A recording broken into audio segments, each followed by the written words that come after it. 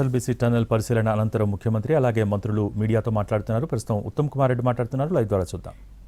టెలిఫోన్తో సంప్రదింపులు చేస్తూ మరి మేము ఈ రిలీఫ్ అండ్ రెస్క్యూ మెజర్స్ ముందుకు పోవడం జరిగింది. భారతదేశంలోనే కాదు ప్రపంచంలోనే అరుదైన కాంప్లికేటెడ్ కాంప్లెక్స్ టన్నల్ యాక్సిడెంట్ ఇక్కడ జరగడం జరిగింది.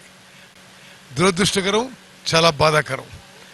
అయితే ఆ విషాద సంఘటన నుంచి తేరుకొని ప్రాణాలు కాపాడుకొని ఏ విధంగా ముందుకు పోవాలో మేము నిరంతరం కృషి చేస్తున్న విషయం కూడా మనవి చేస్తూ, నేను 1-2 నిమిషాలు మనవి చేసి గౌరవ ముఖ్యమంత్రి గారు మాట్లాడతారు.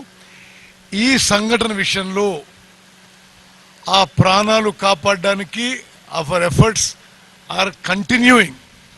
కొన్ని చాలా కాంప్లికేటెడ్ కాంప్లెక్స్ ఇష్యూలు ఆ టనల్ చివరిలో జరుగుతూ భారతదేశంలోనే కాదు అంతర్జాతీయంగా ఈ టనల్ విషయాల్లో, టనల్ టెక్నాలజీ విషయంలో, టనల్ యాక్సిడెంట్ విషయంలో ఎక్కువ అనుభవం, నైపుణ్యం వాళ్ళు ఈరోజు ఇక్కడ ఈ సంఘటన స్థలంలో ఉన్నారు.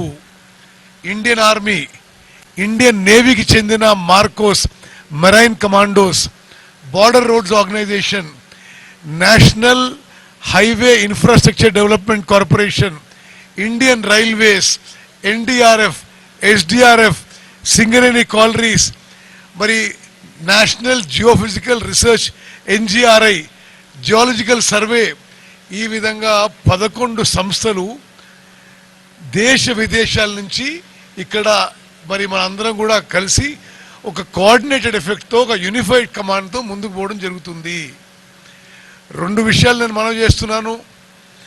మరి ప్రాణాలు కాపాడడానికి రెస్క్యూ అండ్ రిలీఫ్ మెజర్స్ ఇంకా కంటిన్యూ అవుతున్నాయి.